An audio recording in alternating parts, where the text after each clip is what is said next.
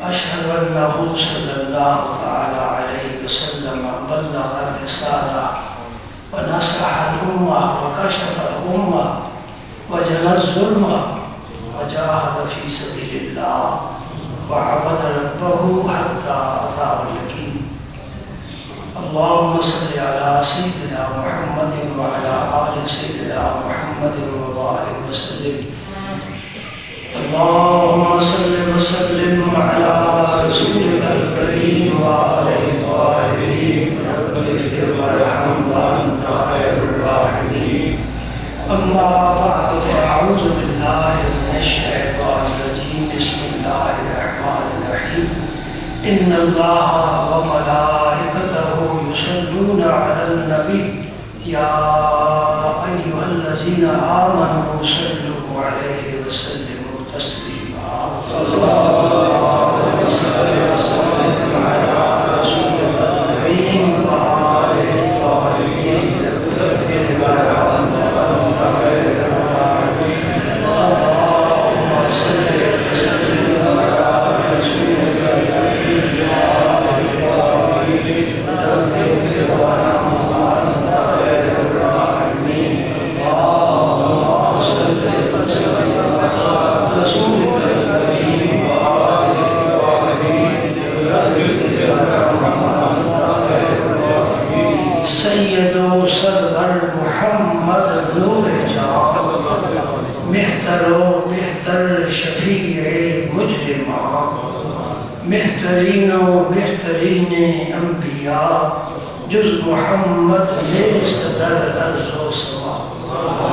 شاد باش اے عشق خوش سودائے ماں اے طبیب جولا علت ہائے ماں اے دوائے نخوت و ناموس ماں اے تو افلاطون جالینوس ماں. ذرہ عشق نبی از حق طلب سوز صدیق و علی از حق طلب.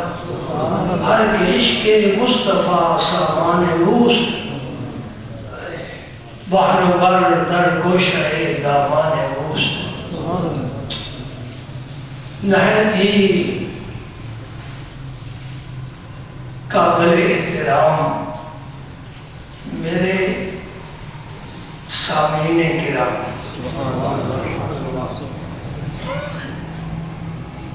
اللہ تعالیٰ کا کرم ہے، اس کا فضل ہے کہ اس نے اپنے ذکر اور اپنے حبیب کے ذکر کے لیے اس مبارک دن میں مبارک مقام پر ہم کو اکٹھا فرمایا. سبحان اللہ.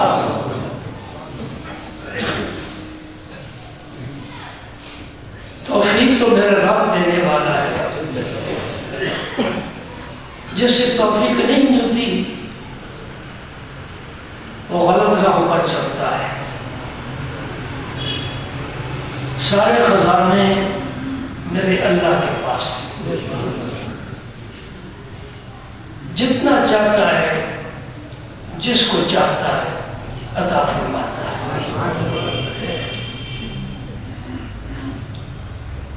منبر پر بیٹھنے کا حق تو ہم سے ادا ہو نہیں سکتا. اتنی بات ضرور ہے کہ کچھ ایسے لوگ منبر پر بیٹھتے ہیں جن کی زبان سے نکلنے والا ہر لفظ اللہ اور اللہ کے رسول کی شان میں ہوتا ہے. سبحان اللہ. اور ایسے لوگوں کی بھی کمی نہیں ہے جنہیں رب نے علم تو دیا ہے،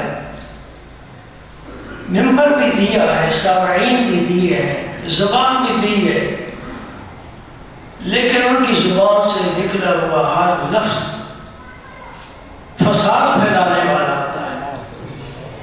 اس لیے ہم اپنے رب سے توفیق مانگتے ہیں. مولا کریم ہمیں توفیق عطا فرما.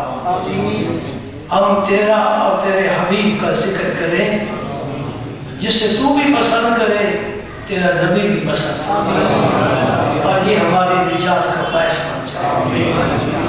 ہر ایمان والے کا ایمان ہے اللہ کی ذات پر اور اللہ کی صفتوں پر.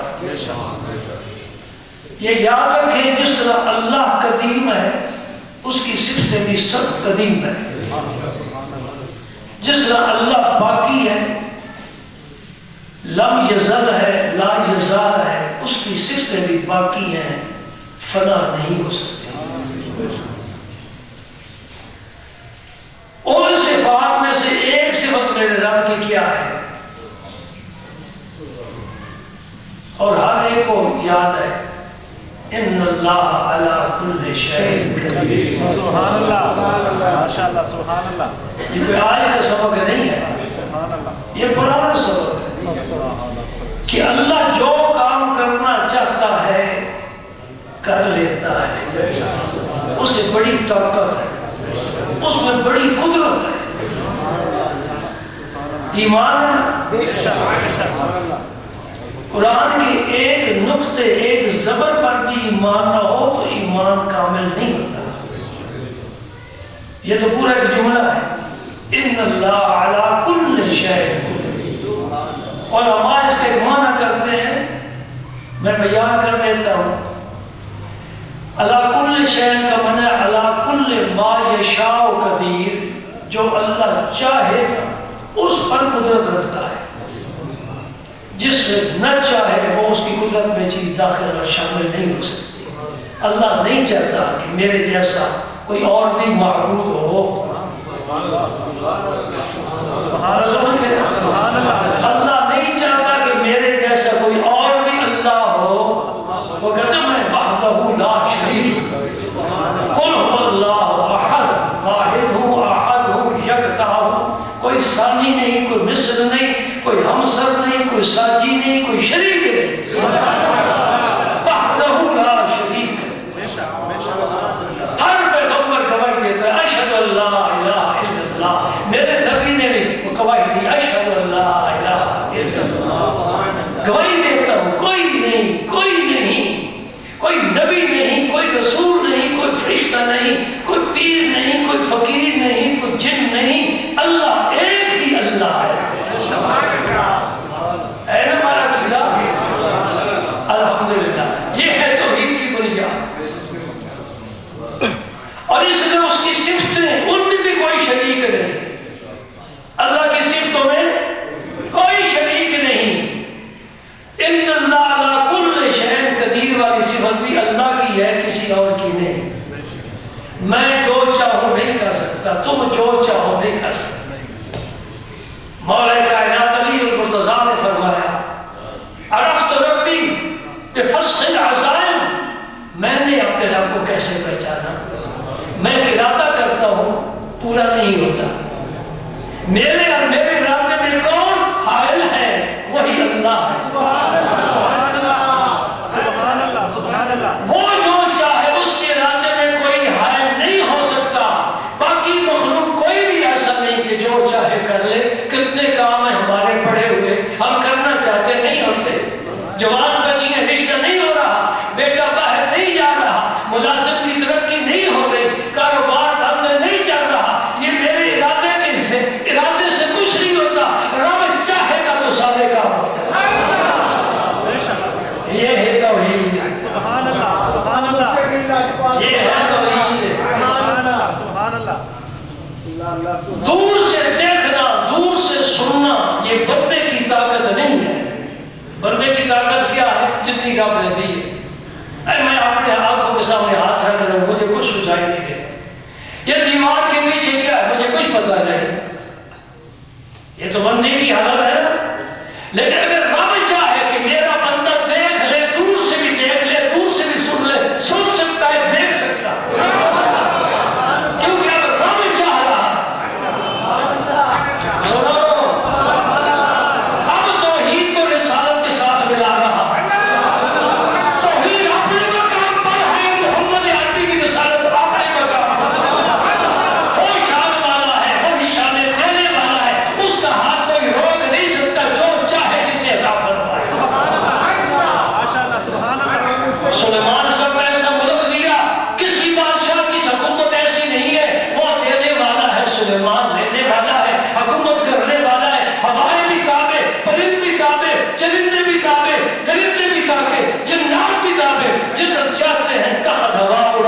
جاتے ہیں۔ سکندر ذوالقرنین میں سے حکومت نہیں ملی، کوئی ایسا حاکم نہیں، زمین تقسیم ہو گئی، ملک بن گئے، کوئی اس کا صدر، کوئی اس کا وزیر اعظم، اس کا ادھر چرچا ہے ادھر نہیں، اس کا ادھر سکہ چلتا ہے ادھر نہیں۔ میں تمہیں ایسا حاکم دکھاتا ہوں جس کا تخت نہیں ہے، تاج نہیں ہے، خزانے نہیں ہے، چٹائی پر بیٹھتا ہے، لیکن حکومت ساری کائنات پر کرتا ہے۔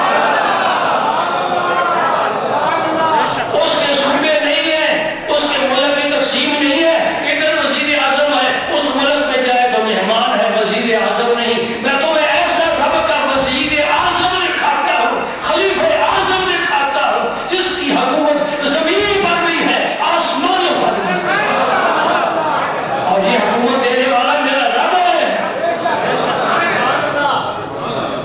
سبحان اللہ۔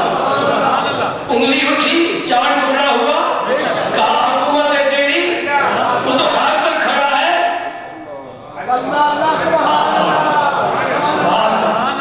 ڈوب گیا سورج، چاہ واپس آ جائے، آیا کہ نہ آیا، عصر کی نماز ہوئی کہ نہ ہوئی، حکومت ہے نا، حکومت ہے۔ جا بدو اس درخت کو کہے، بولا تجھے اللہ کا رسول بلاتا ہے، درخت دوڑتا ہوا آ گیا۔ کون دے رہا ہے؟ توحید قائم ہے نا، تو رسالت کا سورج بھی چمک رہا ہے۔ توحید میں میرے نبی کی رسالت نہ ہو تو توحید مکمل نہیں ہوتی۔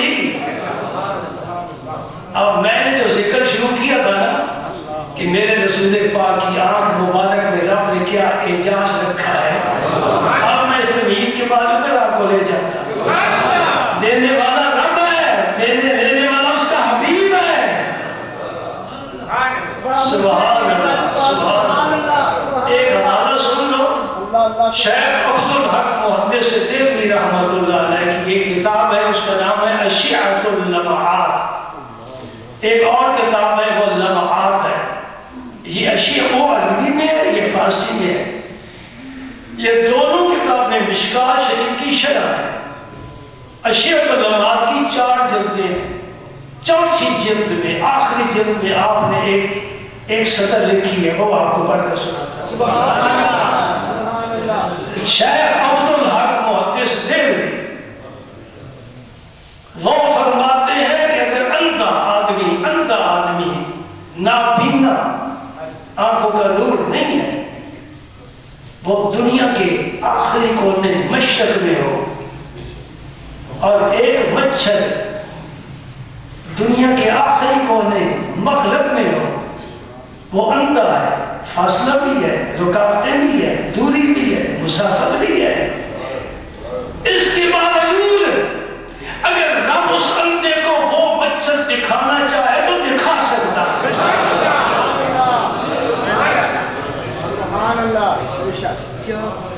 دکھا سکتا ہے؟ نہیں دکھا سکتا، پھر اس کی قدرت ختم ہو گئی۔ قدرت پر ایمان ہے، دکھا سکتا ہے۔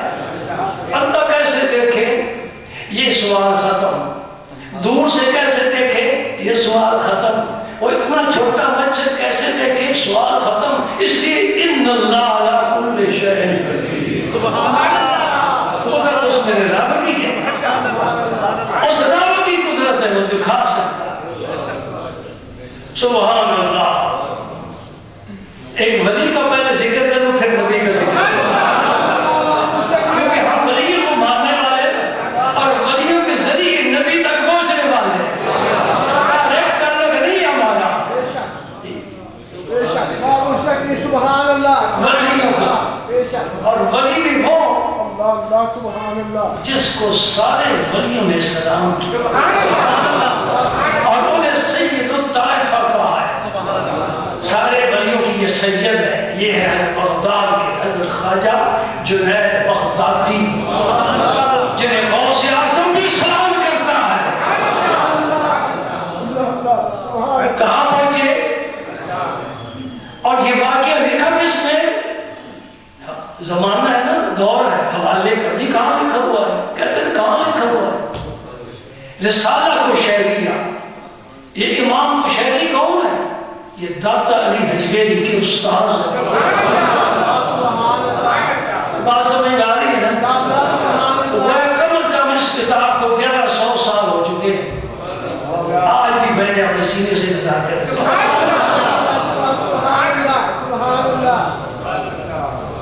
اور اگر کوئی سی آدمی کو میں یہ کتاب لے کر دوں نا بھائی تو عمرے کے لیے حج کے لیے جانا ہے ذرا سعودیہ سے یہ کتاب لے کر آنا، اسے نہیں ملے گی، وہاں نہیں ملے گی، ہماری لائبریری میں ملے گی.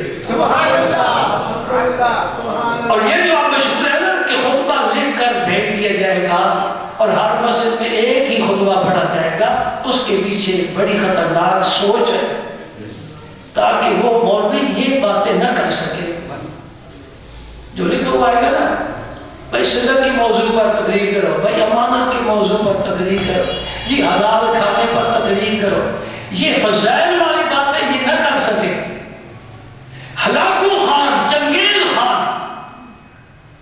ایمان والوں کے دل سے محمد عربی کا نام نہیں مٹا سکا، آج کون مٹانے والا؟ ہاں یہ چلے گا انشاءاللہ. ایک کمہار تھا، کمہار بوتی اس کا نام تھا، وہ برتن بنایا کرتا تھا، پیروں سے چلاتے ہیں اس کو، وہ چکر چلتا ہے، اس پر مٹی کے برتن رکھ کر گول پیالے بنایا کرتا. وہ کہتا تھا اس دنیا کا چکر بوتی ایمیں چل دیا ہے،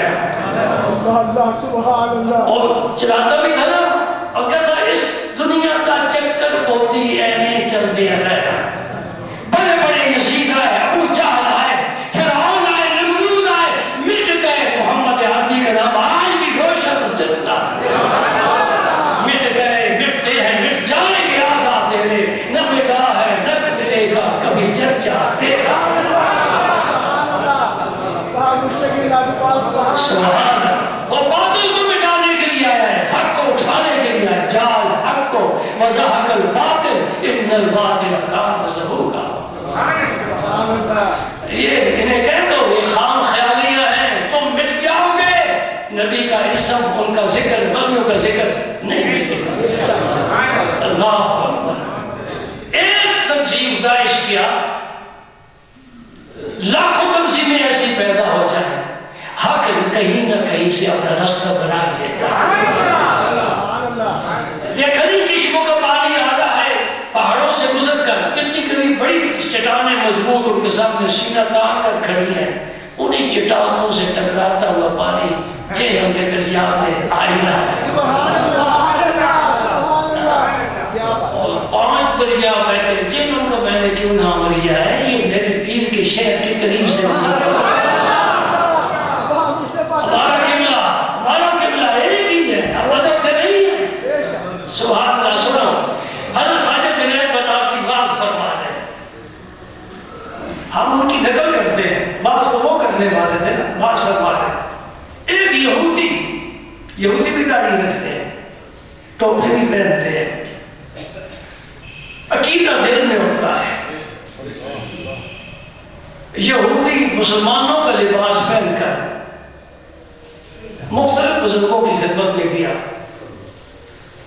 پھرتا پھراتا حضرت خواجہ جنید بغدادی کی خدمت میں آیا، حلقہ واز میں آیا. آپ باز فرما رہے تھے، وہ کھڑا ہو گیا. اس نے کہا حضرت میں ایک حدیث پاک کا مفہوم سمجھنا چاہتا ہوں. بھائی کون سی حدیث ہے؟ نبی کریم صلی اللہ علیہ وسلم نے فرمایا اتقوا فراست المؤمن فإنه ينظر بنور اللہ. ایک یہ نور ہے، اس کو کیا کہتے ہیں؟ بصیرت، بصارت. اس آنکھ کے نور کو بصارت کہتے ہیں. ایک دل میں نور رکھتا ہے، اس کو بصیرت کہتے ہیں. اس آنکھ سے ہم محسوسات کا مشاہدہ کرتے ہیں، اور جو یہ دل والی آنکھ ہے اس سے ہم نہیں، اولیاء کرام اس سے ان چیزوں کو دیکھتے ہیں جو عام آدمی نہیں دیکھ سکتے. یہ بصارت ہے، یہ بصیرت ہے. اس میں جو نور ہے، اس کا جو ادراک ہے، اس کو فراست صادقہ کہتے ہیں. حضور نے فرمایا اتقوا فراست المومن، مومن کی فراست سے بچو، ڈرو، فَإِنَّهُ يَنْظُرُ بِنُورِ اللَّهِ، وہ اللہ کے نور سے دیکھتا ہے۔ اللہ کے نور کے سامنے کوئی پردہ نہیں ہے۔ جب اللہ اپنا نور کسی بندے کو عطا کر دے تو پھر دیکھ لیتا ہے۔ حضرت اس کا معنی کیا ہے؟ الخواجہ جنید بغدادی فرمایا اس کا معنی یہ ہے، یہ یہودی زنار پہنا کرتے تھے جس طرح ہندو پہنتے ہیں، جسے جنجو کہتے ہیں۔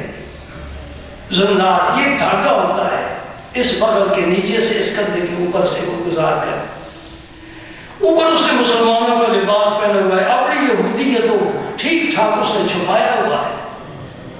آپ دیکھنے والوں کو کیا پتا کہ یہ اندر سے یہودی ہے یا مسلمان ہے یا عیسائی ہے؟ حدیث کا معنی جنہوں مجھے سمجھائے، آپ نے فرمایا اس کا معنی یہ ہے زنار توڑ، یہودیت چھوڑ، کلمہ محمد عربی کا پڑھ۔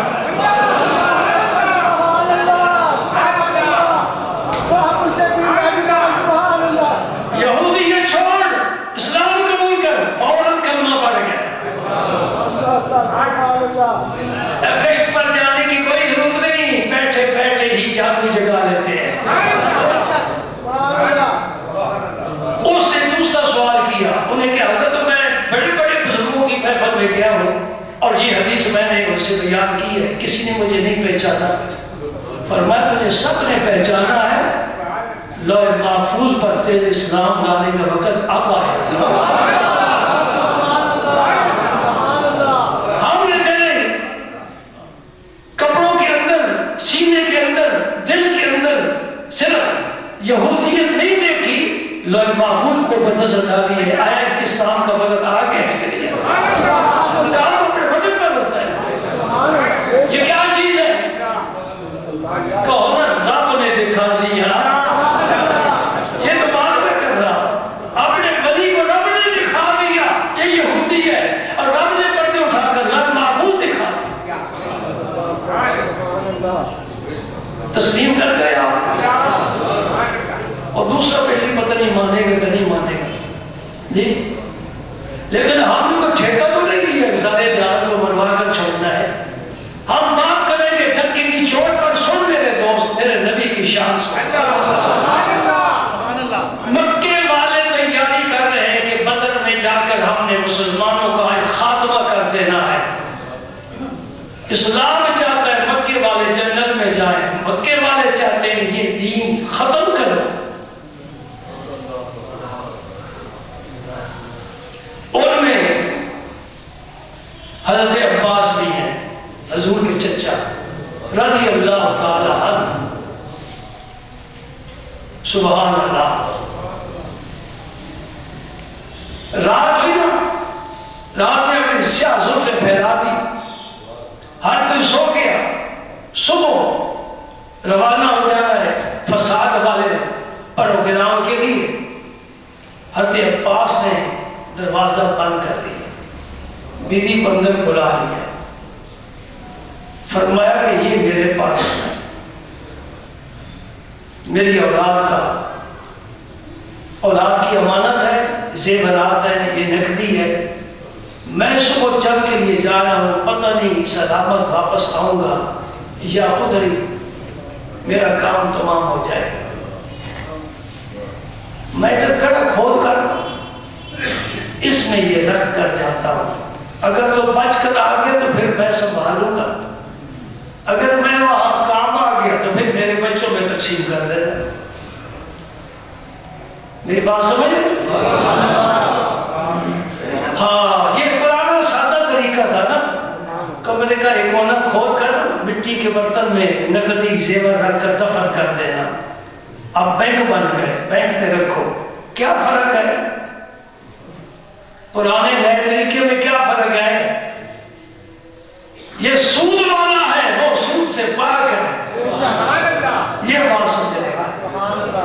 یہ عمل سود سے پاک ہے، حلال ہے، طیب ہے، اور ادھر پیسہ رکھو گے سود والا۔ اور ہماری یہ بڑی بیماری ہے، ہم پیسے سے بڑا پیار کرتے ہیں۔ 7 اکاؤنٹ میں، کیا نام ہے اس اکاؤنٹ کا؟ 7، اس میں رکھتے، کرنٹ میں نہیں رکھتے، تاکہ ساتھ کو شامل ہو جائے۔ اور بات ایسے بد نصیب انسان ہے جن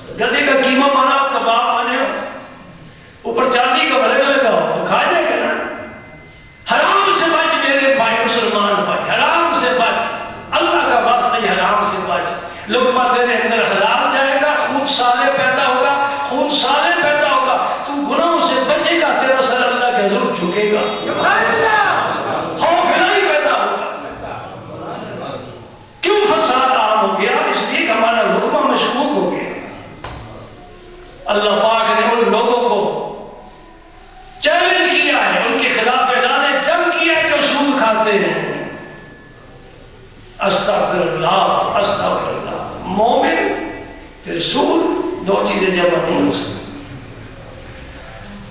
حضرت عباس رضی اللہ تعالیٰ عنہ لشکر کے ساتھ روانہ ہو گئے۔ بدر کے میدان میں میرا نبی 313 خدا کے شیر لے کر آ گیا۔ 313 کسی آرمی کے افسر سے پوچھو، فوجی سے پوچھو کہ بغیر اسلحے کے بھی کبھی آپ گئے ہیں محاذ پر؟ 313 مجاہد ہیں تو 313 تو کم از کم تلواریں ہونی چاہیے۔ تلواریں کتنی ہیں ان کے پاس؟ 8۔ صرف 8 تلواریں لے کر میرا نبی میدان بدر میں پہنچے۔ پھر اقبال کو ذرا یاد کرے نا، وہ کیا کہتا ہے؟ کافر ہے تو شمشیر میں کرتا ہے بھروسہ، مومن ہے تو بے تیغ بھی لڑتا ہے سپاہی۔ یہ کافر اسلحے کا محتاج ہے، مومن کے لیے ایک نعرہ حیدری کا بھی ہے۔ مجھے 65 کی جنگ کی ایک بات یاد آئی۔ رات کا وقت ہے، جنگ جاری ہے، ہندو حملے کر رہا ہے، ہمارے ماشاءاللہ کیا کہتے ہو ٹھیک ٹھاک مقابلہ کر رہی آرمی ہماری۔ حضرت میرے حضرت غریب نواز حضور شیخ الاسلام رضی اللہ عنہ پوری رات آپ بیدار رہتے تھے، دعائیں مانگتے تھے اور سب کو کہتے ہیں دعائیں مانگو۔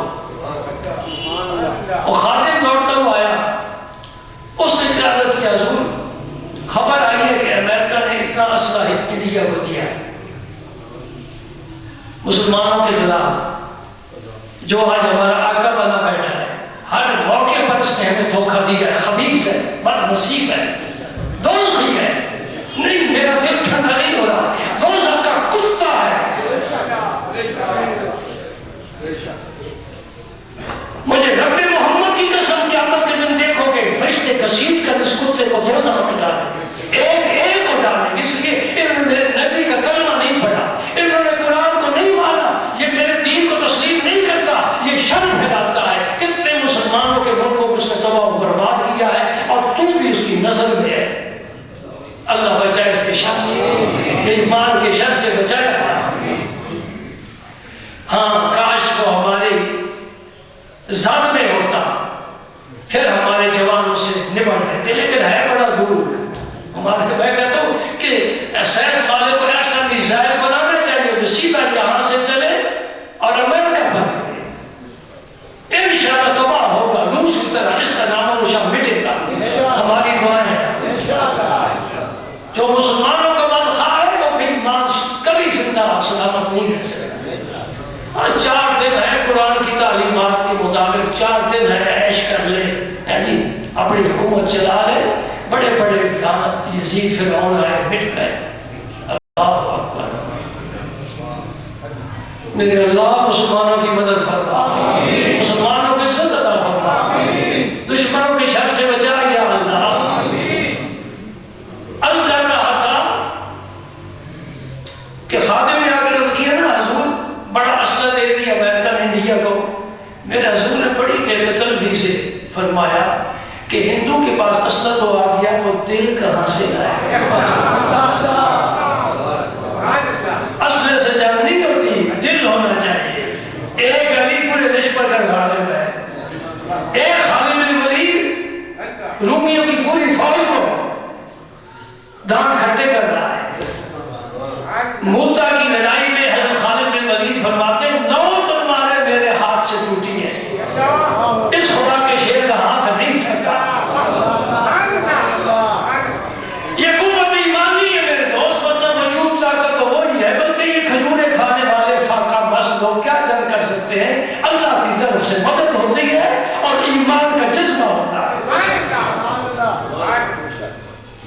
اللہ اکبر، اللہ پاک نے 313 کو فتح عطا، میرے نبی کو فتح کا جھنڈا ہمیشہ کے رب نے دیا۔ پیارے تو یہ جھنڈا لے کر جس جگہ جائے گا، جس بار پر جائے گا، جس ملک میں جائے گا، جس میدان میں اترے گا، فتح تیری ہے۔ اِنَّا فَتَحْنَا لَكَ فَتْحًا مُبِينًا۔ 70 بھی ایمان مارے گئے، انہیں ابو جہل نے شامل ہے، اور 70 مکے کے کافر گرفتار ہو گئے۔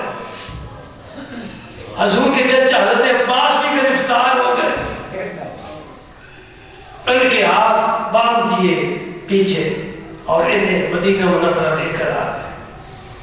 ایک کمزور دبلا پتلا صحابی ابو یسر ان کا نام تھا، جنہوں نے حضرت عباس کو گرفتار کیا، بڑے قدامت تھے۔ حضرت عبداللہ ابن عباس ان کے صاحبزادے سب صحابہ میں سے قدامت تھے، اور وہ اپنے والد گرامی کی کندھوں تک پہنچتے تھے۔ حضرت عباس اتنے قدامت تھے۔ حضور نے پوچھا ابو یسر میرا چچا تو شیر ہے، تو نے اسے گرفتار کیسے کیا ہے؟ تو دبلا پتلا سا ہے۔ اس نے کی حضور میں نے گرفتار نہیں کیا، میں ان کی طرف دوڑا ہوں حملہ کرنے کے لیے، میرے ساتھ ایک اور کوئی تھا، میں اسے پہچانتا نہیں، اس نے ان کو پکڑ لیا۔ حضور نے فرمایا تھا کہ عباس کو نہ قتل کرنا، وہ مسلمان ہو جائے گا۔ سبحان اللہ، سبحان اللہ، سبحان اللہ۔ اس لیے حضور نے فرمایا تیرے ساتھ وہ فرشتہ شامل ہو گیا۔ قرآن کہتا ہے فرشتے آئے گے بدر میں۔ سبحان اللہ، سبحان اللہ۔ گرفتار ہو کر آ گئے، تفصیل میں نہیں جاتا، مختصر بات ہے۔ حضور نے صحابہ کرام کے مشاورت طلب کی اور سب سے مشورہ لیا کہ یہ جو قیدی ہیں ان کے بارے میں کیا فیصلہ کرنا چاہیے۔ حضرت عمر فاروق نے کی یا رسول اللہ جو ابو بکر صدیق کا رشتہ دار ہے یہ قتل ہے، جو میرا ہے میں قتل کرتا ہوں، جو حضور کا ہے آپ اسے قتل فرمائیں۔ یہ بچ کر سلامت اور بے ایمان نہ چاہے ہیں۔ ایمان والے بے ایمان سے نفرت کرتے ہیں، کرتے ہو کرتے ہو جی، پھر ان کے جنازے کیوں پڑھتے ہو؟ نفرت نہیں ہے، یہ سیاست چھوڑو، اللہ کے رسول کے ہاتھ میں تیری نجات ہے۔ یہ سیاست چھوڑو، جو میرا نہیں جنازہ نہ پڑھ، مسئلے پوچھنے کی ضرورت نہیں ہے۔ الحب فی اللہ والبغض فی اللہ، اللہ کے لیے محبت کر، اللہ کے لیے بغض رکھ، ذاتی مفاد سامنے ہونے ہی نہیں چاہیے۔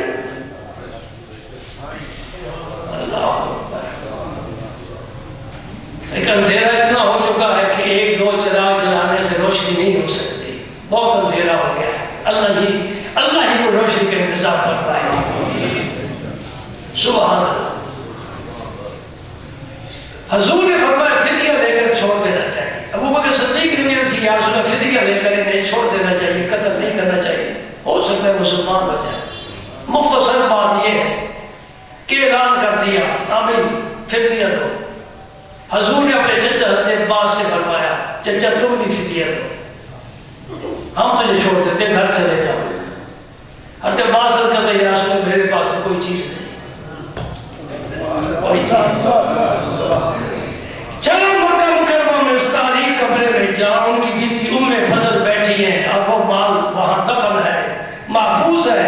میرے نبی نے آپ پردہ اٹھا دیا، فرمایا فَأَيْنَ الْمَالَ الَّذِي دَفَنْتَ أَنْتَ وَأُمُّ الْفَضْلِ، اے میرے چچا جو کربتی مکے میں مال دفن کر کے آیا وہ کس کا ہے؟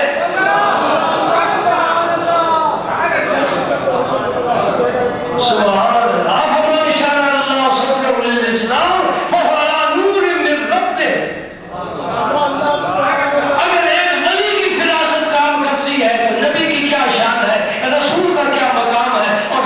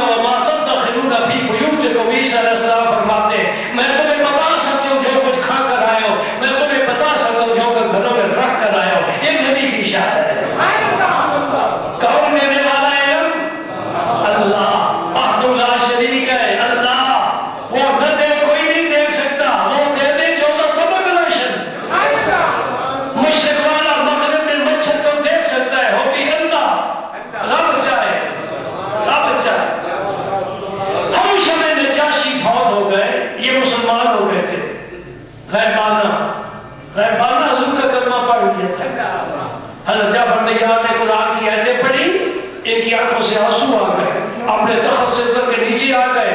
قرآن کا 7واں پارہ پہلی آیت پڑھ. وَإِذَا سَمِعُوا مَا أُنزِلَ إِلَى الرَّسُولِ تَرَىٰ أَعْيُنَهُمْ تَفِيضُ مِنَ الدَّمْعِ مِمَّا عَرَفُوا مِنَ الْحَقِّ. قرآن پڑھا جائے گا آنکھوں سے آنسو جاری ہو جائیں گے، اس لیے کہ انہوں نے حق کو پہچان لیا ہے. اور جو حق کو پہچان جاتا ہے وہ باطل سے نفرت کرتا ہے.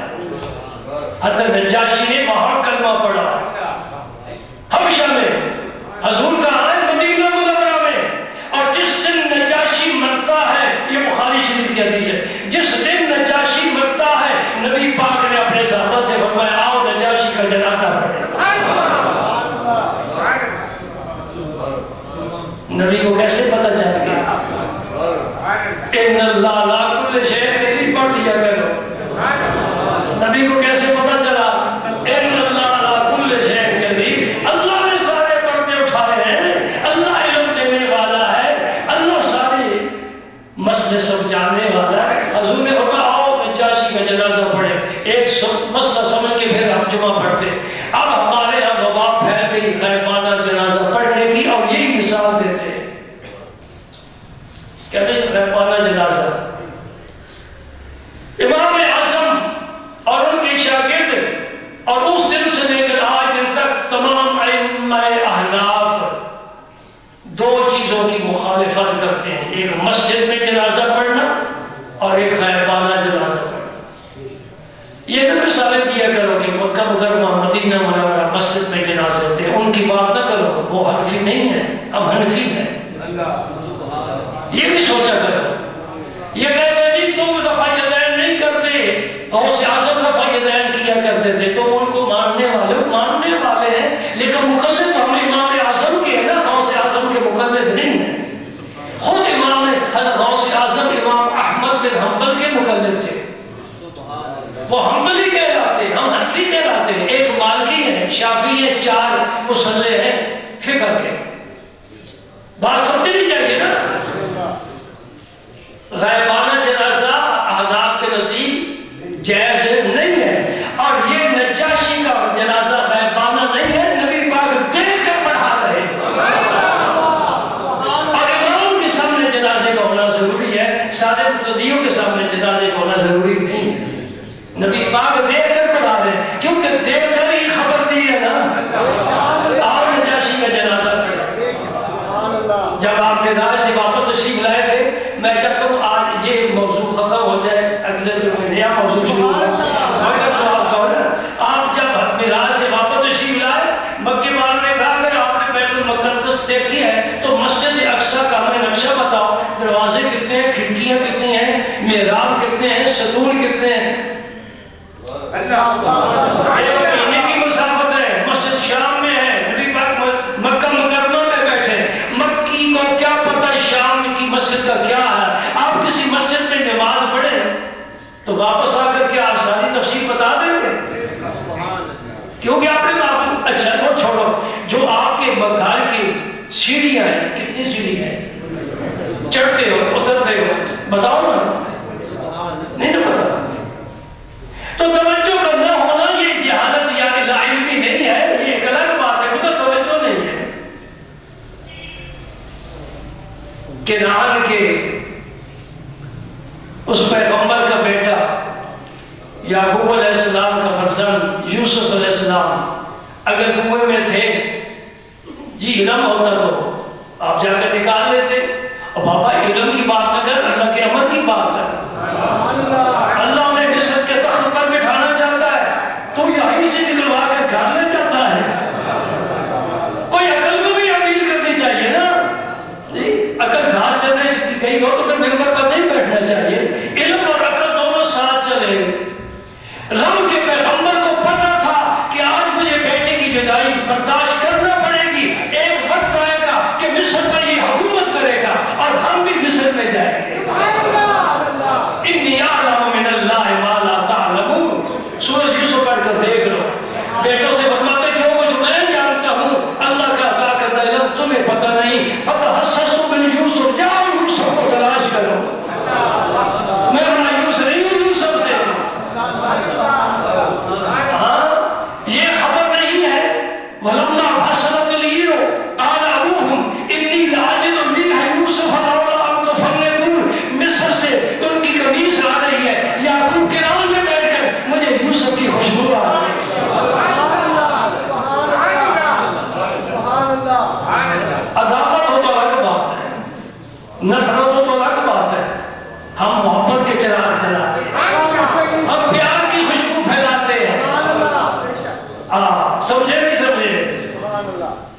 میرے نبی پاک صلی اللہ علیہ وسلم سے جب بیت المقدس کے بارے میں سوال کیا گیا، اللہ پاک نے بیت المقدس کو وہاں سے اٹھایا اور حضور کے حجرے مبارک کے پاس رکھ دیا۔ فرمایا پیارے دیکھ دے، جو پوچھتے دیکھ کر بتاتے ہیں، جو پوچھتے ہیں دیکھ کر بتانا۔ ادھر 3 کھڑکی اور ادھر 3 کھڑکی ہے، ادھر 3 دروازے ادھر 1 دروازہ، دیکھ کر بتا دو۔ پیارے یہ کوئی مشکل بات نہیں، آپ اسے پھر واپس لے جائیں گے۔ آپ مزے کی بات ہے، ادھر بھی بیت المقدس ہے، ادھر بھی بیت المقدس ہے۔ یہ نہیں روایت میں آیا کہ وہاں بیت المقدس نہیں تھی، جو عبادت کرنے والے تھے وہ پریشان ہو گئے، ڈھونڈو ہماری مسجد کدھر گئی۔ ادھر بھی ہے ادھر بھی ہے، ادھر رب نے کے نبیوں نے بنائی، یہ رب نے خود بنا کر رکھ دی، اس کی کاپی کر دی نا۔ دوستو اب میں آپ سے رخصت ہو رہا ہوں، آئندہ جمعے تک کے لیے اللہ تعالیٰ توفیق عطا فرمائے۔ بس میرا یہ سمجھا ذہن نشین رکھو، مسئلہ یہ رکھتے کہ جس سے رب جو چیز عطا فرمائے، علم ہو، طاقت ہو، اختیار ہو، سر تسلیم خم ہے جو مزاج یار دے۔